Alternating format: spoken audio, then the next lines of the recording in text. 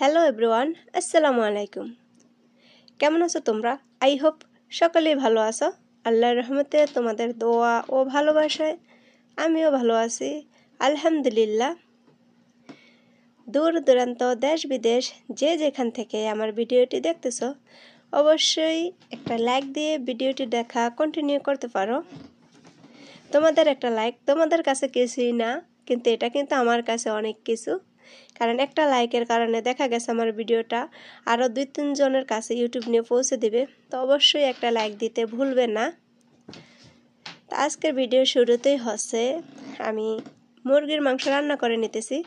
তো যাই হোক, মুরগির মাংস রান্নাটা তো আমি আর তোমাদের সাথে শেয়ার করব না, কারণ রান্না কম বেশি আমরা সবাই জানি। তো এখানে হচ্ছে আব্দুর রহমানের বাবা কিছু সামান নিয়ে আসছে, সেগুলি হচ্ছে আমি তোমাদের সাথে শেয়ার করতেছি। আব্দুর রহমানের বাবা হচ্ছে ছেলের জন্য জুস নিয়ে আসছে, আর এটা হচ্ছে একটা মিষ্টি কুমড়া, লম্বাটা সাইজের। প্রথমে দেখে তো এটাকে আমি মানে বাংলাদেশের বাঙ্গি আছে না, বাঙ্গি মনে করছিলাম। আমি ভাবছিলাম যে বাঙ্গি নিয়ে আসছে, তারপরে দেখি না, এটা একটা মিষ্টি কুমড়া ছিল। আর এটা হচ্ছে একটা প্রন্ত, এটা কিন্তু খেতে খুবই মজা লাগে। তো এটাও নিয়ে আসছে হচ্ছে ছেলের জন্য, আর ছেলেকে একা খাবে, ছেলে বলতে তো আমিও আছি সাথে। তো এখানে হচ্ছে রমজান মাস, যেহেতু সয়াবিন তেল তো অবশ্যই লাগে। এমনিতে অলরেডি আমি আমার ভাষায় সরিষার তেল ইউজ করি সব রান্নাতেই। দেন হচ্ছে এখন যেহেতু একটু ভাজা পড়া খেতে হচ্ছে, সেজন্য সয়াবিন তেলটা লাগে। তার হচ্ছে মরিচের গুঁড়া, আর এটা হচ্ছে গিয়ে জিরার গুঁড়া নিয়ে আসছিলো। তো এসে আজকে আমার টুকিটাকি বাজার, যেহেতু হাজব্যান্ড কাছে থাকে, তো প্রতিদিনই কিছু না কিছু নিয়ে আসা হয় যা প্রয়োজন পড়ে। সে হিসেবে কিন্তু মানে অনেক বাজার একসাথে আমার করা লাগে না। তো এখন হচ্ছে জুসগুলো আমি রেখে দিলাম ফ্রিজে। ফ্রিজটা আমার একেবারেই খালি, কারণ গরমকালে আসলে হয়তো দেখা গেছে যে জুস দিয়ে ফ্রিজটা ভরপুর থাকে, বাট এখন তো জুস নাই যেহেতু একটু ঠান্ডা। তো এই যে বিস্কুটের প্যাকেটটার ভিতরে হচ্ছে এরকম ছোট ছোট প্যাকেট, 7টা প্যাকেট। তো এখন হচ্ছে আমি তেলের বোতলগুলো আর হচ্ছে আমার প্রয়োজনীয় জিনিসপত্রগুলো একটু সাজিয়ে রাখছি। জিনিসগুলো সাজিয়ে রাখতে রাখতে আমি তোমাদের সাথে কিছু কথা শেয়ার করি। আমার বড় আপুর ছেলে, বড় আপু বলতে হচ্ছে আমার ননাসের ছেলে। তো আমার ননাসকে হচ্ছে আমি সবসময় বড় আপু বলেই ডাকি। তো বড় আপুর হচ্ছে একটা মাত্র ছেলে, আপুর কোনো ছেলে মেয়ে নাই। তো আপুর ছেলের হচ্ছে সামনে তো ঈদের পরে হচ্ছে পরীক্ষা, এসএসসি পরীক্ষা। তো কয় তারিখে সেটা আমি জানি না। ছেলেটা কিন্তু পড়ালেখা অনেকই ভালো, অনেক মেধাবী, মানে অনেকই মেধাবী ছেলেটা, পড়ালেখা অত্যন্ত ভালো ছিল। তো ও হচ্ছে আজকে কয়েকদিন হচ্ছে কেন জানি পাগল হয়ে গেছে। পাগল বলতে মানে ওর কথাবার্তা ধরন কেমন জানি করে। কেউ কথা জিজ্ঞেস করলে, অনেকগুলো কথা জিজ্ঞেস করলে একটা কথা জবাব দিবে, তা কিন্তু সঠিকভাবে সে জবাব দেবে না। যা জিজ্ঞেস করবে ওইটা জবাব দেবে না, অন্য কথা বলবে। তো ছেলেটা হচ্ছে মাথায় সমস্যা দেখা দিয়েছে এই মুহূর্তে, মানে সামনে পরীক্ষায় ব্রিলিয়েন্ট ছাত্র, দেখতেও কিন্তু খুব সুন্দর।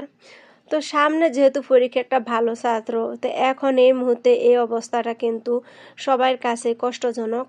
তোমরা দোয়া করো আল্লাহ যেন ছেলেটাকে তাড়াতাড়ি সুস্থ করে দেয়, ওরে যেন আল্লাহ এই বছর পরীক্ষাটা দেওয়া তৌফিক দান করে। ওরা হচ্ছে কয়েকজন কবিরাজ দেখাইছে, কিন্তু কবিরাজারা বলে ডাক্তারের কাছে নিয়ে যান। তো এখন হচ্ছে ডাক্তারের কাছে নিয়ে হাসপাতাল ভর্তি করে রাখছে, মাথাটা হচ্ছে সিটি স্ক্যান করাইছে, বাট এখনও রিপোর্ট আসে নাই। তো রিপোর্ট আসলে বোঝা যাবে যে কি হয়েছে। তো সবাই হচ্ছে দোয়া কইরা, সবার কাছে দোয়া চাচ্ছি যে এই মুহূর্তে এরকম যেন আল্লাহ পাক রব্বুল আলামিন কোনো কারো সন্তানকেই যেন না করে।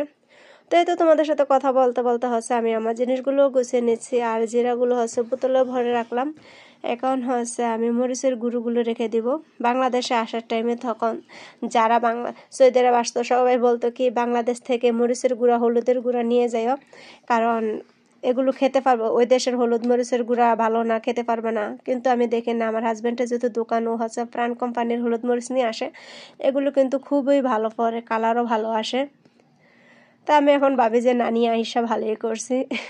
এদিকে হচ্ছে আব্দুর রহমানকে পড়াতে বসেছি। আব্দুর রহমানকে পড়া দিয়ে হচ্ছে আমি এখানে কাজ করতে আসছি, কিন্তু আমি যদি পাশে বসে না থাকি তাহলে কি আর ও পড়বে? সেটা তো কোনো দিনও সম্ভব না যে আমি সরে আসবো আর ও পড়ালেখা করবে। আমার ছেলে আবার এতটাও ভদ্র না। শুধু আমার ছেলেই না, অনেক বাচ্চারই হয়েছে এরকম যে মা যদি পাশে না থাকে তাহলে পড়তে চায় না, বসে বসে দুষ্টামি করে। আমার ছেলেও বসে বসে দুষ্টামি করে, পড়ালেখা করতে চায় না। বাট আমি যখন আসি তখন আলহামদুলিল্লাহ সে কিন্তু সুন্দরভাবেই পড়ালেখা করে। তো আমি হচ্ছে পেজগুলো খাঁচিতে ঢেলে রাখছি। এই ছেলে, এটা কি বানিয়েছো তুমি? দেখি, এটা প্লেন বানাইছো? তুমি জানো এভাবে প্লেন বানায়? আমি জানি না এভাবে প্লেন বানায়, কি বানায় না আমি জানি না, কিন্তু দেখি আমি পাই না দেখি এভাবে মানে কে এটাকে প্লেন বানাইছে ওর কলম দিয়ে।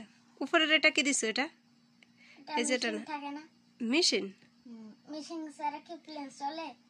না, তাও তো কথা, ডিজিটাল প্লেন। না যাও, সুন্দর হয়েছে। আরেকটা গুলি লাগানো দরকার ছিল তো, এই একটা সামনে লাগিয়েছে।